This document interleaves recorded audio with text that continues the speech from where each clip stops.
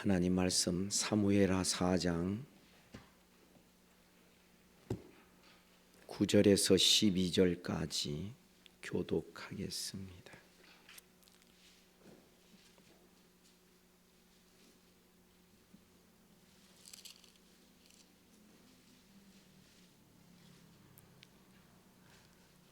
사무엘하 4장 9절입니다.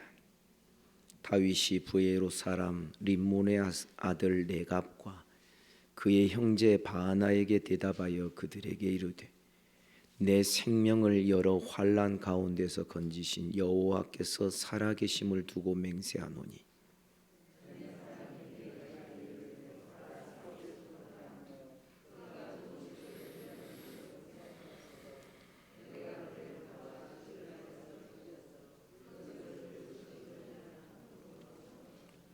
하물며 악인이 의인을 그의 집 침상 위에서 죽인 것이겠느냐. 그런즉 내가 악인의 피 흘린 죄를 너희에게 갚아서 너희를 이 땅에서 없이 하지 아니하겠느냐 하고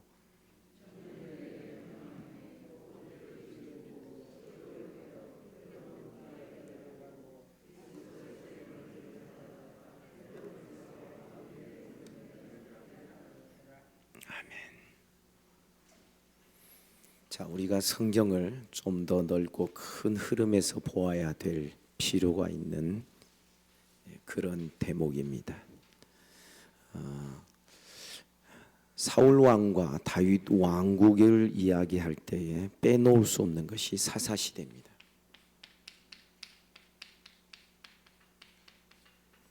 사사시대에 이어서 사울이 있고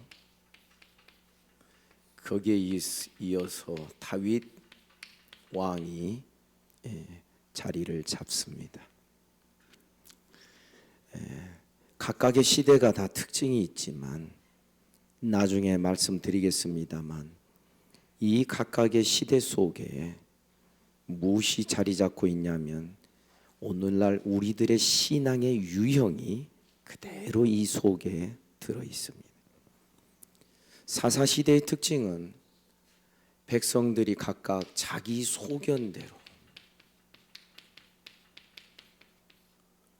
그러니까 자기 중심이죠.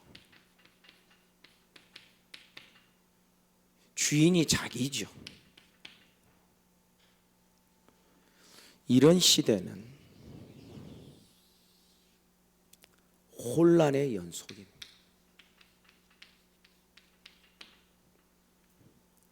그래서 사사기 1장부터 마지막 장까지 해서 우리가 볼 수 있는 사사시대의 교회, 사사시대의 구약 교회의 모습은 혼란의 연속이었습니다. 그래서 우리는 이 사사기 전체를 통하여 교훈을 얻습니다. 오늘날 우리 개인도 신앙이 안정이 안 되고 혼란스러운 성도들이 있습니다. 이 말에 휘둘리고 저 말에 휘둘리고 내 상태에 이런 감정과 저런 감정에 쉽게 왔다 갔다 합니다. 그 이유가 무엇이냐? 교회는 다니지만 왜 안정된 신앙을 경험하지 못하는? 자기 때문에 그렇습니다. 자기 소견대로 살고 신앙생활 하더라도 자기 소견대로 자기 감정 따라 합니다. 자기가 중심이 되어 있습니다. 자기가 주인이 되어 있습니다. 이런 신앙은 예외가 없이 다 혼란스러울 수밖에 없는 것입니다. 이 사사시대를 면하도록 하기 위해서 이 사사시대의 사람들이 마지막 사사인 사무엘에게 가서 우리도 다른 열방과 같이 이방 나라와 같이 왕이 있어야 하겠습니다. 왕 제도를 구합니다. 그렇게 해서 세워진 왕이 사울이었습니다. 이 사울은 제도만 개혁된 왕입니다. 사사시대에서 왕 제도로 옮겨갔지만 여전히 사울의 삶의 모습은 바로 이것을 그대로 가져다가 삽니다. 자기 소견대로 살지요. 그래서 사무엘이 늦게 오니까 자기가 임의로 제사를 드리고 아말렉 족속을 진멸하라고 사무엘을 통하여 하나님께서 명령하시고 말씀하셨는데 그 아말렉 족속의 좋은 것들 따로 남겨두는 것이죠. 아말렉의 왕 아각도 살려주고 그렇게 해서 좋은 짐승들을 하나님께 제사 드리기 위하여 이것을 남겨두었다. 그때의 유명한 말을 사무엘이 합니다. 하나님이 수양의 기름보다 자기 말에 순종하는 것을 더 좋아하시겠습니까? 맞나요? 제가 지금 표현이 어떤지 모르겠습니다. 그러니까 하나님께 제사 드리겠다고 남겨뒀는데 진멸하라는 하나님의 말씀에 순종하는 것보다 그 제사 수양의 기름이 더 하나님을 기쁘시게 할 수 있겠느냐라고 질문하는 것입니다. 그래서 이 사울에 대하여서 하나님 말씀하십니다. 네가 나를 버렸으므로 나도 너를 버려서 네가 왕이 되지 못하도록 한다. 여러분, 우리 기억해야 됩니다.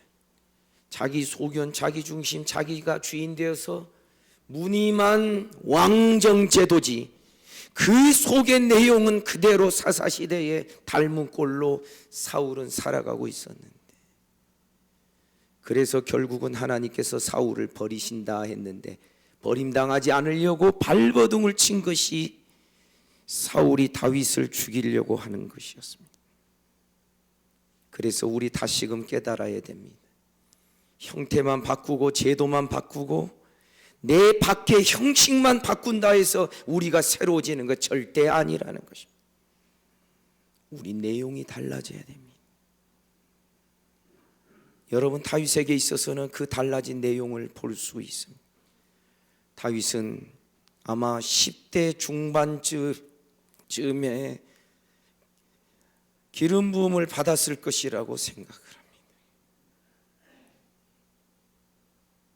그러다가 30세에 유다의 왕으로, 유다 한 지파의 왕으로 겨우 등극하게 되는데 다윗에게 특징적인 삶의 모습이 있습니다. 그에게는 광야가 있습니다.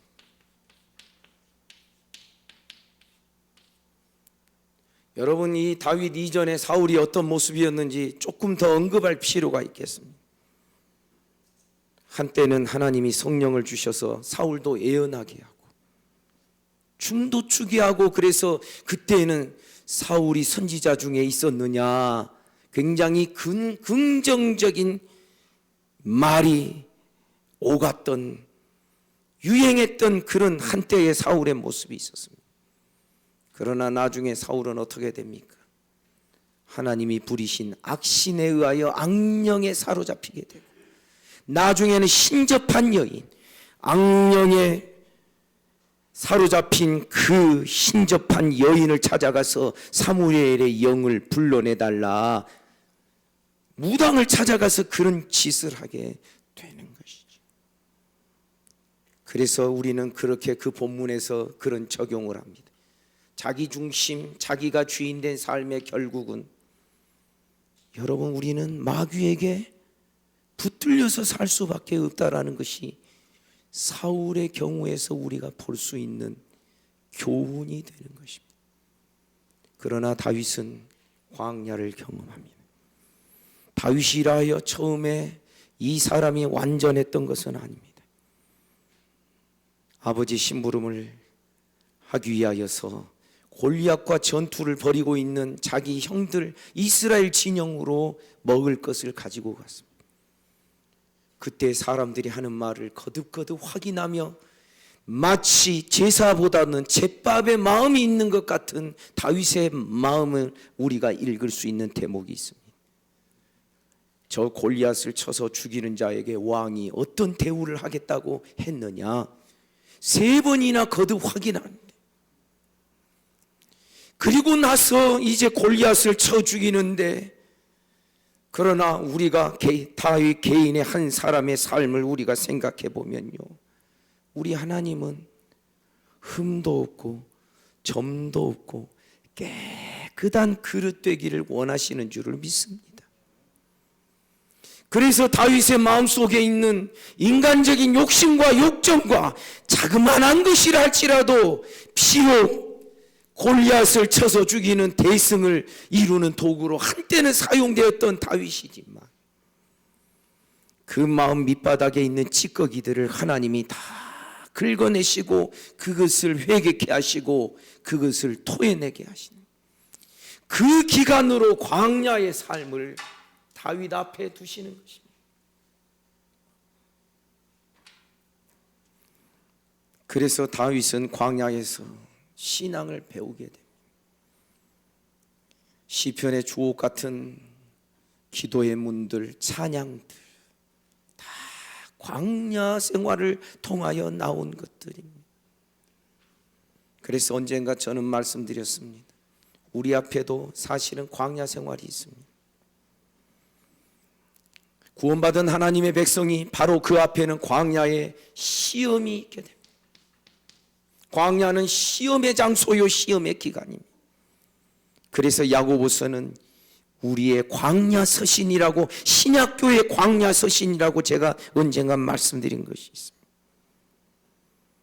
형제들아, 너희가 여러 가지 시험을 만나거든 어떻게 알아? 기쁘게 여기라. 이는 너희의 믿음의 시련이 너희를 온전하게 하고 너희로 하여금 인내케 하여 너희를 온전하여 조금도 부족함이 없도록 구비하려 함이라. 부족함이 없도록.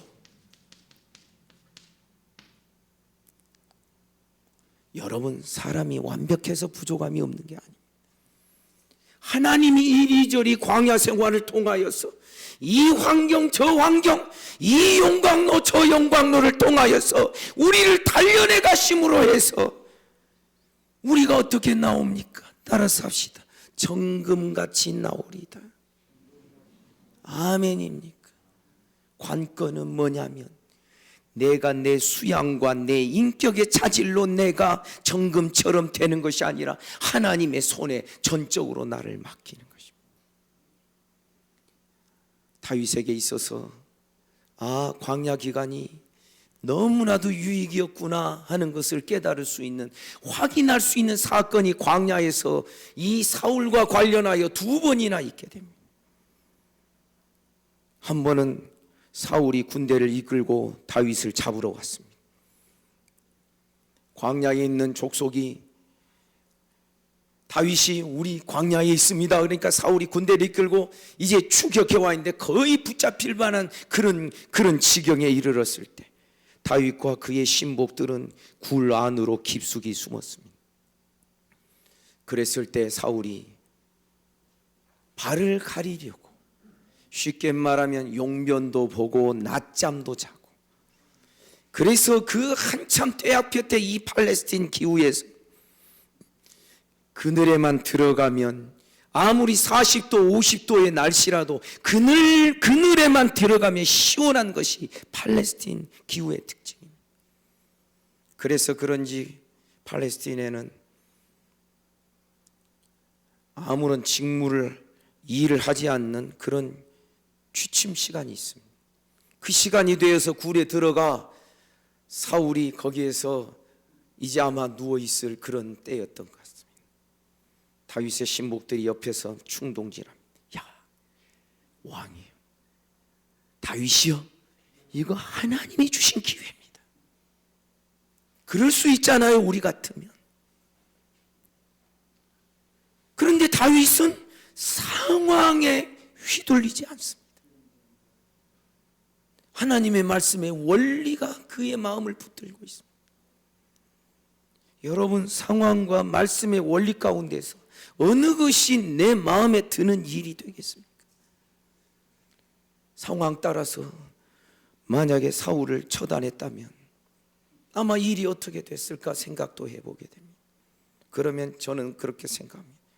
다윗이 다윗스럽지 않는 그런 나라를 이룰 수밖에 없다라고 저는 생각을 합니다. 그런데 사람들의 종용의 말이나 여론의 말이나 상황 그것에 휘둘리지 아니하고 하나님의 말씀의 원리를 붙들었습니다. 여호와께서 기름 부어 세우신 자를, 그가 왕 같지 않는 왕이라 할지라도 하나님이 기름 부어 세웠으면 내가 어찌 그의 손을 댈 수 있겠는가. 그리고서 아마 잠자고 있었을 사울의 옷자락만 조금 자르게 되는 것이죠. 사울이 이제 일어나서 자기 길을 갈 때에 산 위에서 다윗이 소리를 지릅니다. 왕이여, 나를 용서해 주시오. 왕의 옷자락을 내가 잘랐나이다. 왕을 죽일 수 있는 기회가 있었지만 그러나 죽이지 않고 내가 겨우 이것 했는데 이것도 내 마음의 양심에 갇히게 됩니다. 그러자 사울이 그러죠. 다윗아, 너냐? 내가 너를 쫓지 아니하리라. 그리고 그냥 사울은 돌아가죠. 그런데 이 악한 자의 약속은 항상 또 바뀌게 되어 있습니다. 다음에 또 사울이 군대를 이끌고 다윗을 잡으러 옵니다. 그랬을 때 밤에 야영할 때 사울의 군대가 이렇게 요압이라든지 다 이렇게 자고 있습니다. 다윗과 아비새가 그 진영으로 밤에 찾아갑니다. 그리고서 아비새가 그러죠. 다윗의 성품을 아니까 뭐라고 하냐면, 다윗이여, 나에게 명령하십시오. 그러면 내가 2번 다니고 한 칼에 내가 사울을 찔러 죽이겠습니다. 다윗에게 죽이라고 그러면 다윗이 안 할 줄 아니까 아비새가 자기가 그 악한 역할을 하겠다라는 거예요. 그랬을 때도 역시 다윗은 동일한 태도를 취합니다.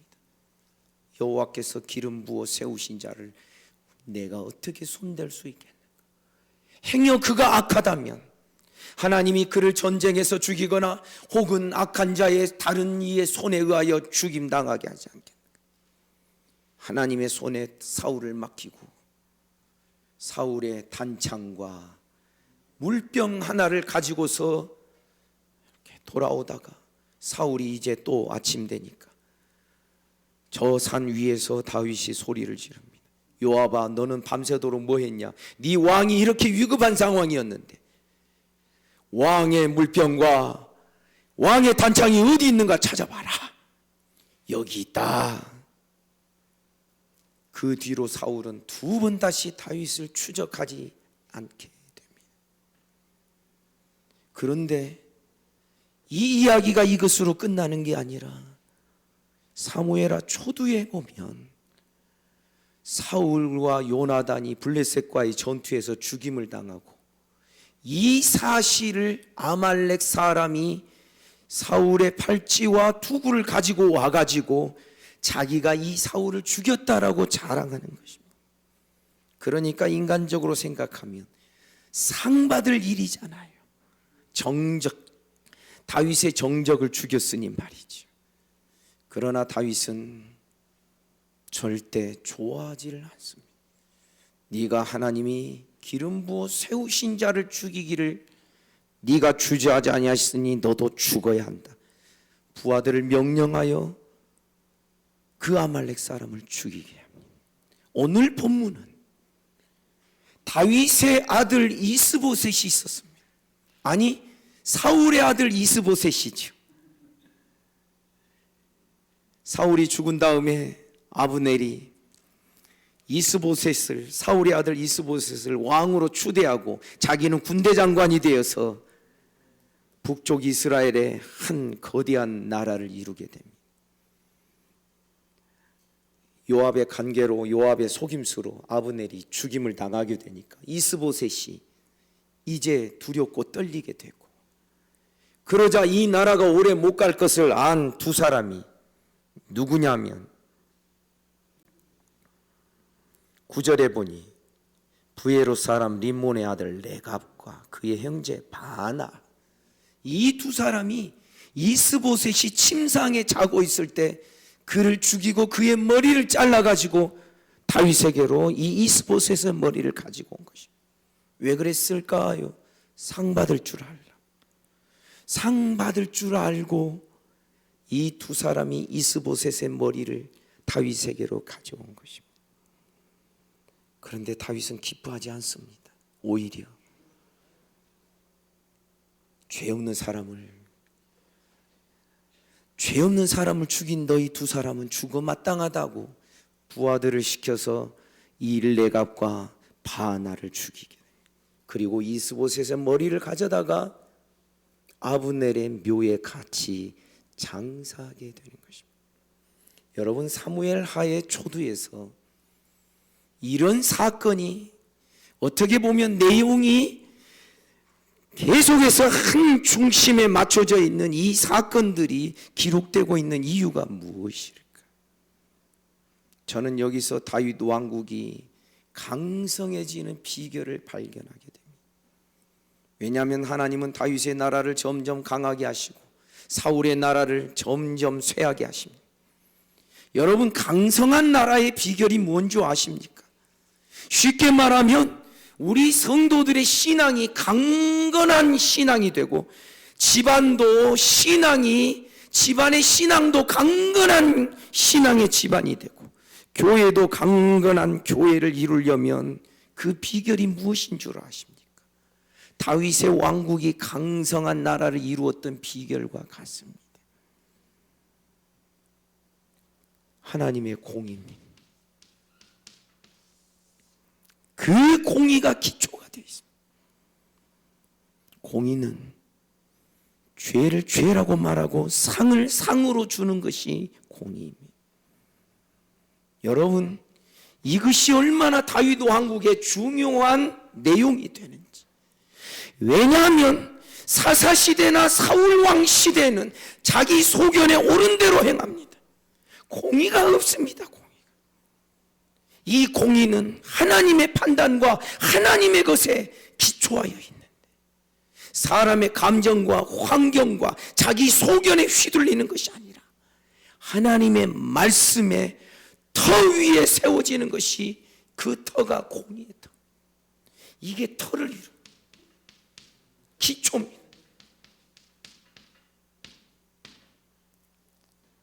왜 다윗 왕국이 강건한 나라를 이루는가? 왜 우리 신앙이 여러 가지 시험을 만나도 휘둘려지지 않고 단단한 신앙, 강건한 신앙을 이룰 수 있는가? 말씀의 터 위에, 말씀의 기초 위에 우리가 세워지면 그렇게 될 줄 믿습니다. 대부분은 이 사사시내나 사울처럼 자기 소견이 중심이다. 그러니까 자기 생각이 기초예요. 그러면 어떻게 돼요? 내 상태가 좋을 때는 괜찮아. 신앙생활 막 해. 그런데 내 상태가 형편없게 되면은 언제 그랬냐 식으로 신앙생활을 안 해버려. 이러면 어떻게 돼요? 오르락내리락 오르락내리락. 요지부동의 하나님의 나라가 아니라 터와 기초가 분명한 하나님의 나라가 아니라 이런 말 저런 말 이런 사건 저런 사건 다 휘둘리게 돼요. 왜 다윗 왕국을 하나님께서 기뻐하셨는가? 이번 주간 본문이 되겠습니다. 사무엘하 6장에 7장에 보면 이제 시온산을 점령하고 다윗 성을 거기에다가 세우고 내 집은 백향목으로 지은 집인데 다윗의 궁전은 그러한데 여호와의 집은 하나님의 언약궤는 아직도 어디에 있다? 장막 안에 텐트 안에 있다. 집 안에 있지 않다. 그래서 하나님의 집을 지어야 되겠다. 얼마나 이것이 합당한 이야기였는지 나단 선지자는 하나님의 뜻을 묻지도 않고 그냥 그 일을 듣는 순간 왕이여 그렇게 하시옵소서. 그랬다가 나단이 돌아가는 중에 하나님의 말씀이 임하여서 다시 돌아와 가지고 왕 그렇게 하지 마시오. 하나님이 하지 말라 그러십니다. 그러면서 하나님 뭐라고 하시냐? 다윗아 네가 내 걱정하고 있느냐? 하나님이 고맙다 그러시는 거죠. 네가 내 걱정했어?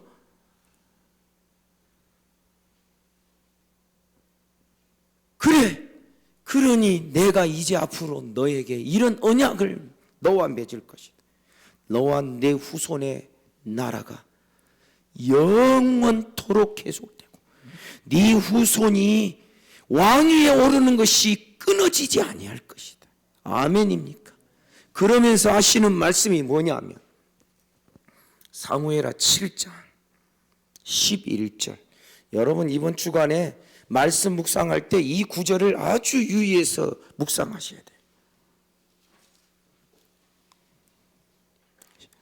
7장 11절에 보면 전에 내가 사사에게 명령하여 내 백성 이스라엘을 다스리던 때와 같지 아니하고 너를 모든 원수에게서 벗어나 편히 안식하게 할 것이다.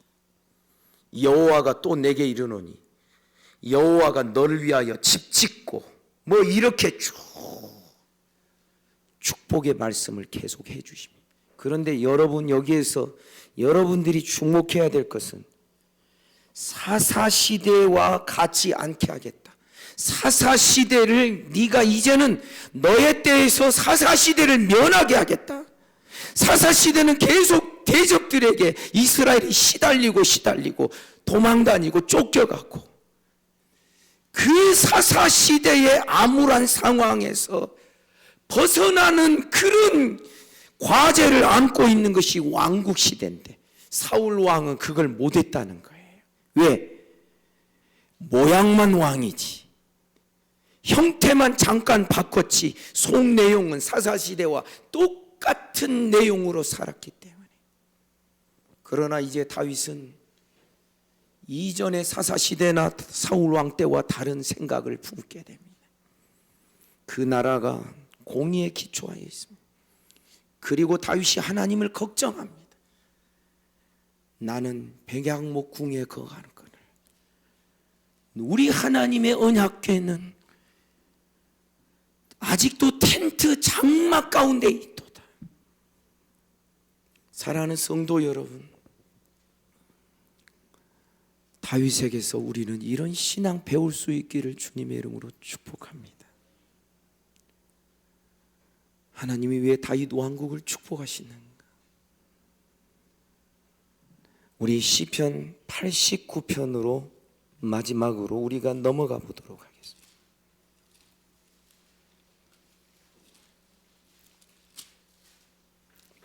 시편 89편 14절입니다.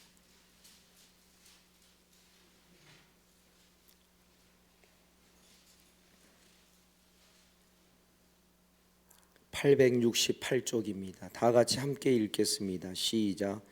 의와 공의가 주의 보좌의 기초라. 인자함과 진실함이 주 앞에 있나이다. 자, 여러분, 주님의 보좌가 어떻게 형성되어 있다고 기록되어 있습니까? 의와 공의 같은 겁니다. 이 공의가 주의 보좌의 기초요. 그 보좌 앞에는 무엇이 있다라고 말하냐면 인자함과 진실함이 있나요? 여기에 진실함이라는 것은 인자함에서 나오는 사랑을 말하기도 합니다. 그러니까 우리가 말하는 대로 이야기하자면 우리는 참 사랑을 좋아합니다. 그러지요. 그런데 이 말씀을 보거나 제가 기회 있을 때 설교 시간에 말씀드린 내용을 보면 하나님의 모든 계명은 공의와 사랑이 함께 같이 갑니다. 공의만이 아닙니다. 여러분 아셔야 됩니다. 공의가 없는 사랑은 이거는 마귀적이고 사탄적일 수 있습니다. 그런 사랑은 슈바이처도 했던 사랑입니다. 제가 슈바이처 박사를 이렇게 말하는 것은 몇 번 말씀드린 대로 슈바이처는 우리처럼 예수님 우리처럼 믿는 사람이 아니었습니다. 그 당시에 신학 박사였고 학위도 받았지만 슈바이처가 믿었던 예수님은 오늘날 종교다원주의자들이 믿는 예수님 정도입니다. 무슨 뜻이냐면 예수는 우리 사람으로서 도달할 수 있는 최고의 경지에 도달한 사람. 어떻게? 사랑으로. 그러니까 슈바이처는 요한복음 1장에 기록되어 있는 태초에 말씀이 계시니라, 홀 로고스, 로고스가 계시니라. 그 로고스가 육체를 입고 이 땅에 오신 분이 예수님이시다. 하나님이 육신을 입고 이 세상에 오셔서 예수님이 되셨다. 이거 안 믿었다라는 겁니다. 그런데 놀라운 것은 그런 정도의 생각을 가지고 있는데도 그는 아프리카의 성자라는 칭호를 얻을 만큼, 그가 또 의학 박사였기 때문에 아프리카에 가서 치료하는 일에, 토인들 치료하는 일에 전 생애를 보냈던 사람입니다. 사랑이 있습니다. 나 이거 아니에요. 사랑이 없는 공의는 참 무섭습니다. 그러나 여러분, 공의가 없는 사랑만큼 또 우리를 헷갈리게 하고 우리를 혼란스럽게 하는 것이 없다라는 것을 여러분 아셔야 됩니다. 다윗이 사울과 요나단 죽음을 소식을 듣고 사울을 자기가 죽였다고 그 증거를 가져온 아말렉 사람을 네가 어찌하여 여호와께서 기름 부으신 자를 죽이기를 네가 어찌 주저하지 않았느냐 하면서 네 죄는 네가 담당해라 하고 부하들을 명령하여 이 아말렉 사람을 죽이도록 한 여기에는 보복 심리도 아니었습니다. 그냥 한번 그래보는 척하는 것도 아니었습니다. 왜냐하면 이전에 사울을 죽일 수 있는 두 번의 기회가 있었지만 사실 그 상황은 다윗의 목숨을 건 상황이기도 하지 않습니까? 하지만은 다윗은 사울을 손대지 않았습니다. 하나님의 말씀이 기초가 되어 있고 하나님의 공의가 기초되어 있는, 그것이 어떤 상황이나 다른 사람의 압박보다도 더 그것이 분명한 다윗이었습니다. 하나님이 왜 다윗 왕국을 축복하시는가? 어떻게 해서 사사시대를 면할 수 있는 나라를 이룰 것인가? 사울은 그런 나라를 이루지 못했습니다. 왜? 사사시대와 똑같은 방식으로 자기가 살았기 때문에. 그러나 다윗은 사사시대와 다르게 살아. 자기가 주인입니까? 아닙니다. 하나님이십니다. 자기 소견대로 삽니까? 아닙니다. 자기 소견대로 언약궤를 한번 다윗성으로 모셔 올려다가 된통 하나님의 징계를 받는 그런 사건을 한번 경험하기도 합니다. 그건 나중에 제가 말씀드리겠습니다. 아니, 나중이 아니라 다음번이 되겠죠. 여러분, 그래서 우리 깨달아야 됩니다. 하나님이 다윗에게 사사시대를 면하게 해주겠다. 그것은 오늘날 우리에게 어떤 약속 주시는 줄 아세요? 사사시대처럼 혼란한 신앙 너희로 하여금 면하게 해주겠다. 면하는 비결이 뭐냐면 이 삶을 버려야 되는 것입니다. 자기 소견, 자기 중심, 자기가 주인 되는 이런 삶을 버리고 하나님 중심, 예수님 중심. 아멘입니까? 내 소견 따라 행하지 아니하고 주의 말씀은 내 발의 등이요 내 길의 빛이니이다. 주의 종이 주의 말씀에 주의할 때 부끄러움을 당하지 아니할 것이니 주의 법을 사랑하는 자에게는 큰 평안이 있을 것입니다. 사랑 여러분, 이 중심이 말씀 중심으로 바뀌지 아니하면 우리는 죽었다 깨어나도 사사시대의 혼란함을 벗어날 길이 없습니다. 그 혼란함을 벗어나서 이제 다윗 왕 때의 신앙처럼 다윗 왕이 전혀 실수가 없었다라는 뜻은 아닙니다. 단정한 신앙, 하나님이 그를 기뻐하시는 신앙. 다윗은 내 마음에 합한 자라, 내가 그를 기뻐하노라. 아멘입니까? 이런 신앙으로 나아가는, 그것이 결코 우연한 것이 아니라 이러이러한 배경과 이런 기초의 변화가 있게 됐다라는 것을 우리가 깨달아야 되는 것입니다. 성도 여러분, 쉽게 말하면 신앙적으로 어린 신앙 되지 않기를 주님의 이름으로 축복합니다.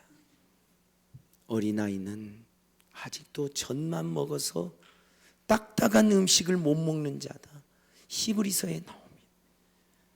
신앙의 형태로 보면 이 시절 사사시대 사울왕이 아직 어린아이 수준을 못 면하는 것입니다. 그러나 이 다윗에게 와서는 장성한 자가 되었습니다. 우리 장성한 신앙으로 중심이 바뀌기를 주님의 이름으로 축복합니다. 여러분, 우리가 어떤 행위를 많이 한다고 해서 강건한 신앙 되는 거 아닙니다. 기초부터 바꾸십시오. 중심부터 바꾸십시오. 우리의 모든 기도의 중심이 바뀌어야 되고, 예배의 중심이 바뀌어야 되고, 신앙의 중심이 하나님 말씀 중심으로 바뀌지 아니하면 우리는 한평생 질퍽대다가 말 혼미한 신앙에서 벗어날 길이 없는 그러한 자들이 될 수밖에 없는 것입니다. 우리 강건합시다. 그리고 밝고 시온의 대로가 분명한 신앙 이루는 우리 모두가 되기를 주님의 이름으로 축복합니다. 기도하겠습니다.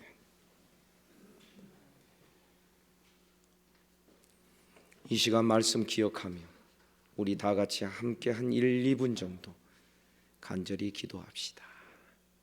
하나님, 사사시대와 같이 질퍽거리는 신앙 되지 않게 하시고, 주님, 이제는 거기서 벗어나 다윗 왕국과 같이 반듯하며 강성한 신앙, 장성한 신앙이 되게 하여 주시옵소서.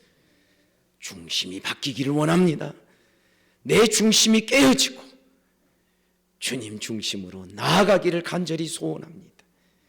우리의 신앙의 기초가 약한 기초가 되지 않게 하여 주시옵소서. 이 시간 우리 다 같이 함께 주님 의지하며 한 2분 정도 간절히 기도하겠습니다.